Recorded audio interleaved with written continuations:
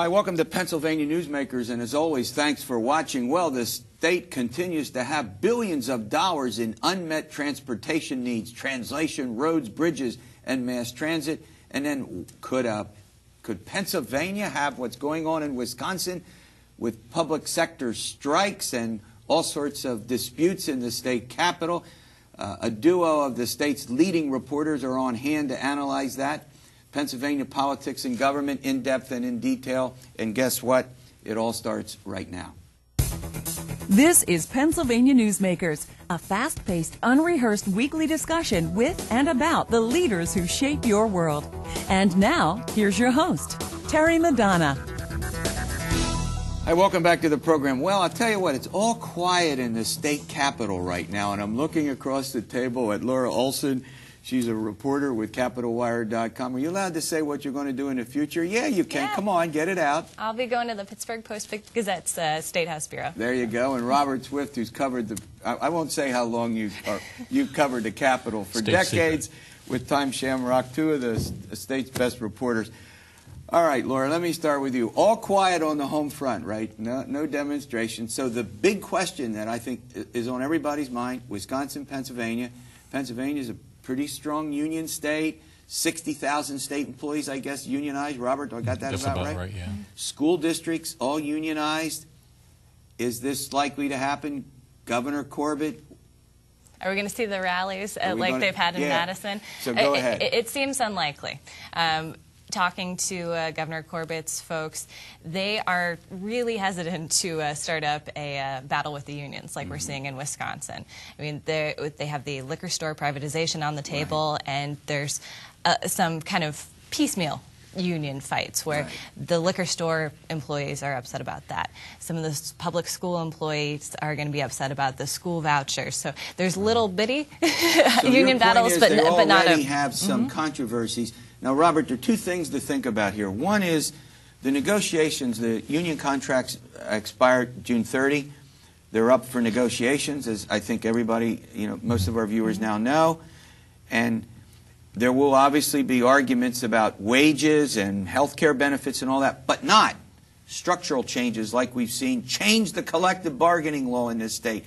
None of that, is that what you, the same that Laura was saying? That's correct. Those, especially those collective bargaining laws came in about 40 years ago. Yeah. If there were mass rallies that led up to their passage, that's not going to be happening. And it will happen, it will get down.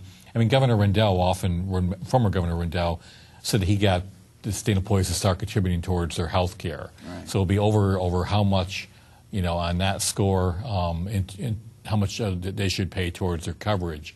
Probably this Wisconsin thing is going to help move those talks along. Because, but no structural changes. Yeah. I mean, none of the things like, no union checkoff or certification like elections every year, things that the governor, and in all fairness, let's just put this on balance.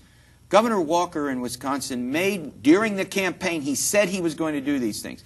Did either of you hear Governor Corbett, when he was candidate Corbett, talk about those at all, Laura? No, I mean, he was talking about balancing the state budget, not asking the unions to make these massive sacrifices like we heard out of the governor in Wisconsin. It's a very different tone from what we've heard from Corbett. But should he?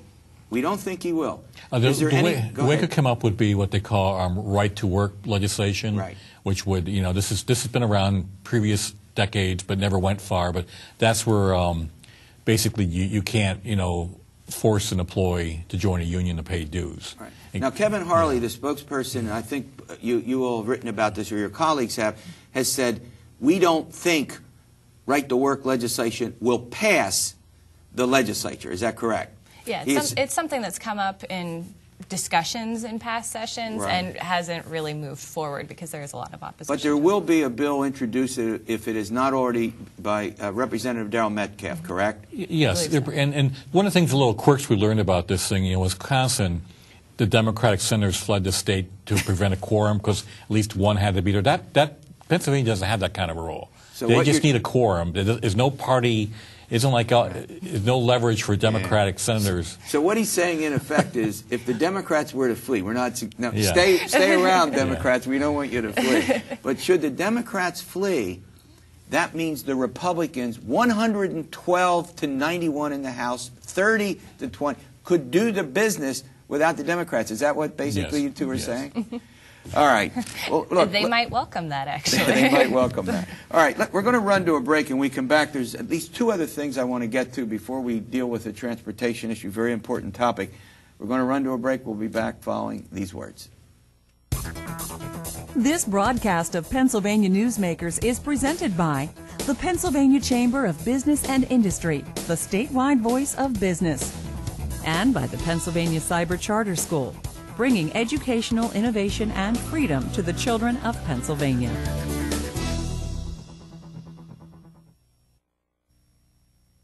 This broadcast of Pennsylvania Newsmakers is presented by PAConstructionJobs.com. For more information about rewarding careers in the highway construction industry, visit PAConstructionJobs.com. And by the Pennsylvania Manufacturers Association. Business in Pennsylvania is our business. Hi, we're talking about events in the state capitol, likely, not likely, with two of the state's leading reporters, Laura Olson and Robert Swift. Before we leave this, and I want to go to Adult Basic, that's his health care program, I'll explain in a moment. Robert, there is now a provision in the school code which says that teachers cannot be laid off for economic reasons. Is that likely to be a point of contention between, let's say, the administration and perhaps, the Pennsylvania Education Association and the Pennsylvania Federation of Teachers? Yes, that's where the flashpoint's coming. There is legislation by Senator Mike Fulmer to allow for layoffs for economic reasons, which means, falling off of revenues. Right. Under the current law, the layoffs are predicated on a decline in enrollment, and they have to be done. You have to wipe out the entire music department. Right. And Fulmer's saying no, they should be able to cherry pick employees. Have you heard anything yet about that moving, or do you just That's have going to the move. bill? The Senate and Education Committee under Senator Piccola is going to move that bill in April as part of a mandate relief package, and that's that could be a piece. flashpoint. That's yes. my question. And that's going to be moving in the Senate. Flashpoint. Yes. All right, Laura, I want to turn to you. Yeah. On Monday, some 42,000 people who collect this insurance called Adult Basic. That's sort of a policy that if you earn a little too much to qualify for Medicaid, but you basically can't afford to buy insurance in the open market, expires for 42,000 people. The state had been picking up the cost by having the Blues, Blue Cross Blue Shield, and I guess Independence, pick up the cost of this. That's all scheduled to go away. What's going to happen to 42,000 people? And the Corbett people do have a plan. Go ahead. Yeah, some of them have been transitioning to what's called the Special Care Program. It's another partially subsidized health insurance program because this program basically was out of funding. There was an extension where the Blues contributed some more funding. There was additional enrollments under Governor Ed Rendell, and the funding ran out sooner than it was supposed to. It was supposed to last through June.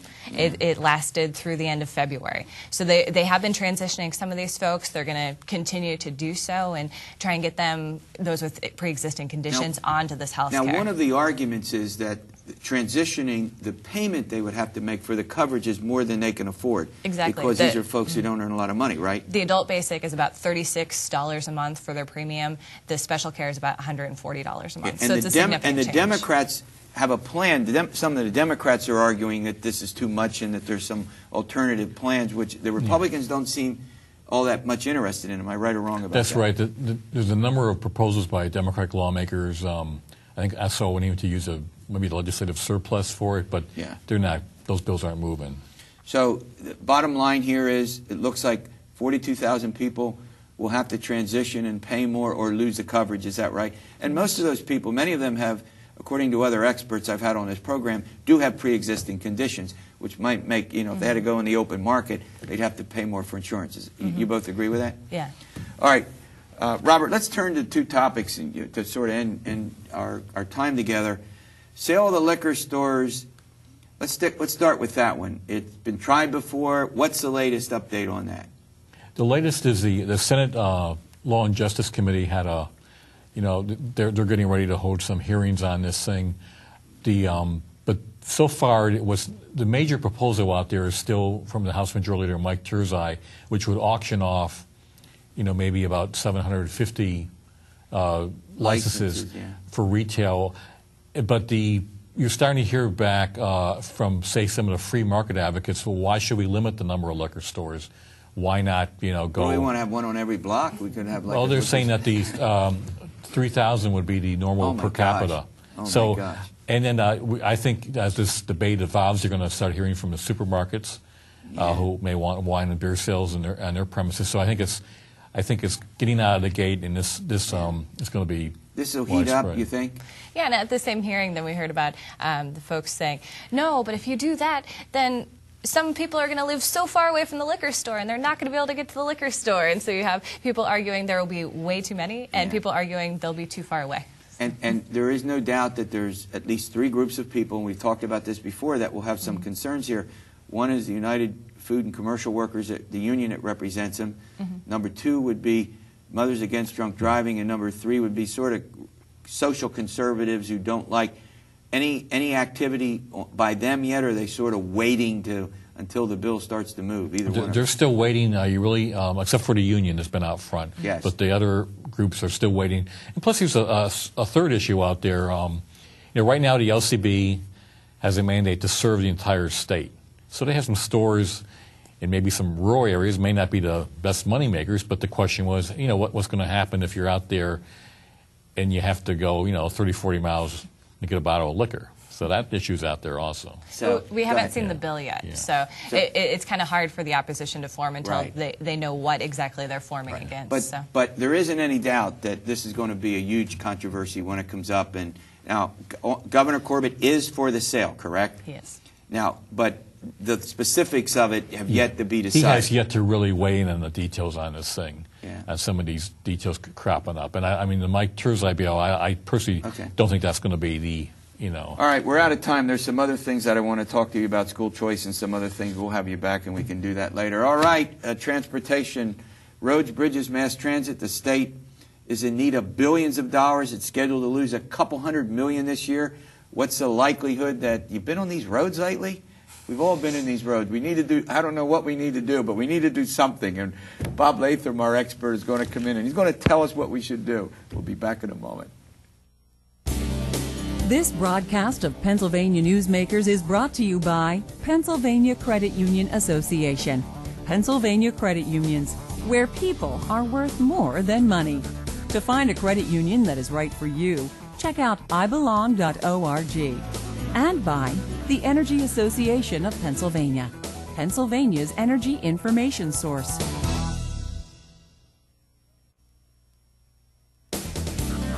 This broadcast of Pennsylvania Newsmakers is presented by the State System of Higher Education.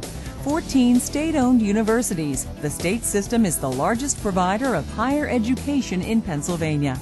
And by the Hospital and Health System Association of Pennsylvania, working towards a healthy Pennsylvania.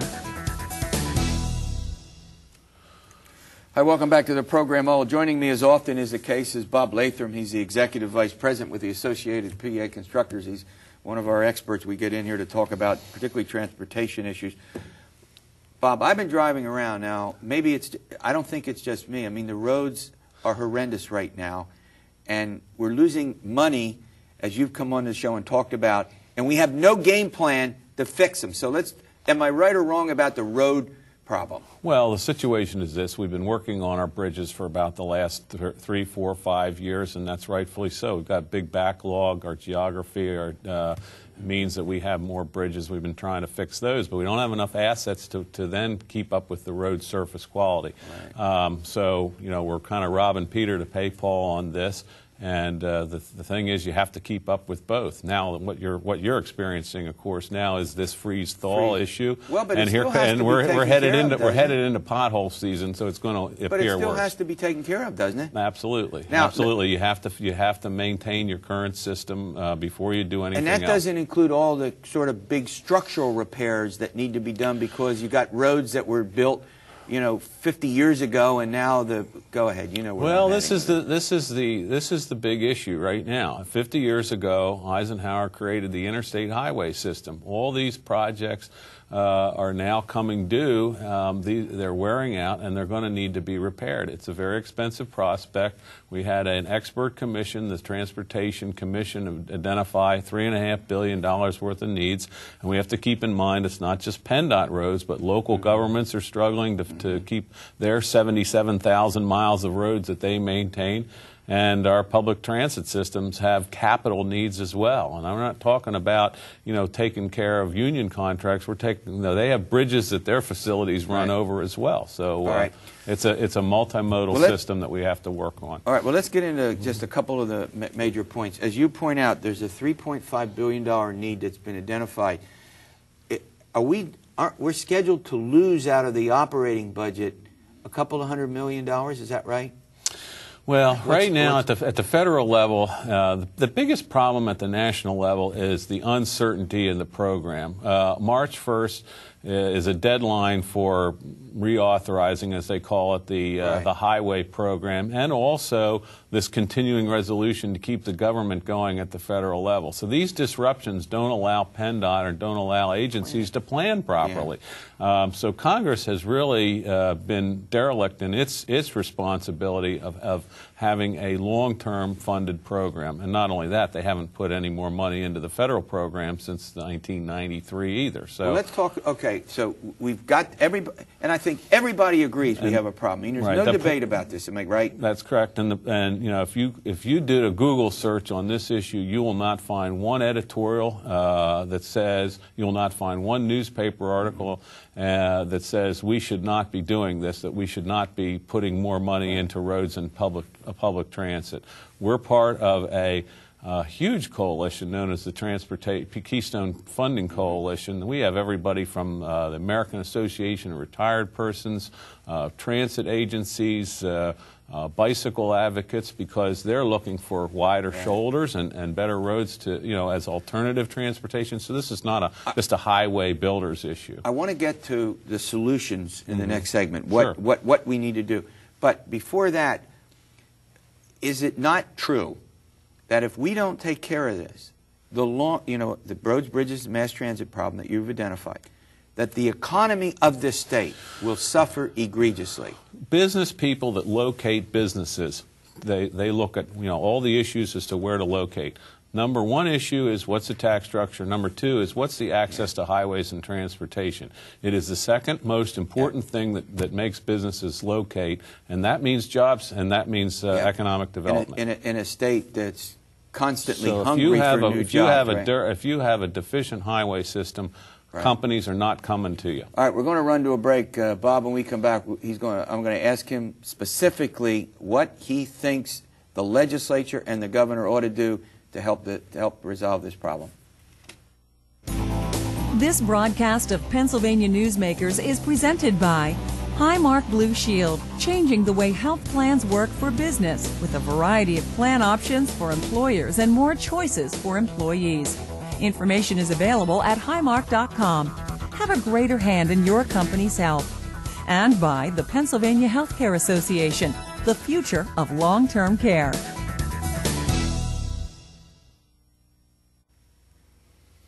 Hi, welcome back to the program. We're talking with Bob Latham about this question of this incredible needs for roads, bridges, mass transit, assistance, I think, help, aid, however you want to define it. Reconnect. What's reconnectpa.org, quickly? Well, we've been talking about the needs here and problems on the road system. If your viewers go to reconnectpa.org, it's RECONNECT PA.org. Right. They'll find an interactive map of Pennsylvania, ways that they can actually post and start conversations about problems, transportation issues in their area, and see what other people are doing as well. All right, it's a very easy thing to do. Okay. Quick solutions. What's out there? How do we solve the problem? Well, the thing about this is we've been hearing for the last several months that private financing is the only solution. There are two bills. The Senate Transportation Committee has moved a bill. I think the House is about to move a private financing bill. That's all well and good, but that's a minor tool, I think, in the toolbox. We have the funding toolbox, as we call it. I think you're looking through public for private financing, you're looking at new toll roads in certain urban areas with high traffic volume. This is good. I mean, there are projects that can't go that could possibly be done with that. But the idea that that's the panacea and that's all we have to do is fictitious. We're going to have to look at some of our traditional funding sources, such as the fuel tax, which hasn't been raised since 1993. I think that on the federal side, the only thing we can hope for there is if the feds relax the ability to toll the interstates, but that's going to be some time off in the future. The other thing we have here in Pennsylvania is we're paying about $500 million a year out of the highway fund to fund the operations of the state police. The state police are very important, but everybody has to understand about 8 to 9 cents of your gas tax is going not into the road system, it's going to pay for the state police. So that's one option. Of course, that then would fall back on the general fund, which already has its own issue. Then the legislature would have to fund the state police operations if they stop using. Yeah. Are there other ideas, increasing license fees? And we have very low license fees here in Pennsylvania, and you know, you could look at that. Basically, the situation is this: we can either continue to have a deteriorating transportation system, or we can pay for one that will be better than the one we have now. It's kind of, you know, the old analogy is if your roof is falling apart, what do? You fix it. Is it free? No, it's not free. You have to pay for it. Let's sort of summarize this and go through this. So options are, and good private-public partnerships, just a little part of the solution. The tolling question, long-term, good idea. This tolling Route 80, we tried that. The Fed said no? Well, the thing is this, you know, we have a federal energy policy that says we want more fuel-efficient cars, but that disrupts our funding source, which is based on fuel consumption. Sure. So we're going to have to go to some sort of mileage-based taxing system, if you will, which right now, if you drive on the Pennsylvania Turnpike from here to King of Prussia, you pay per mile. It's a mileage-based system. We have about 30 seconds left, and even, you know, Senator Piccola, you know, a conservative Republican, he's been on this program, has suggested maybe it's time for increase the gasoline tax, correct? Well, I think what that shows you is that legislators of all sides of the political spectrum understand the need. All right, great update. Thanks for coming on. All right, we'll see you next week for another edition of Pennsylvania Newsmakers, and as always, stay well.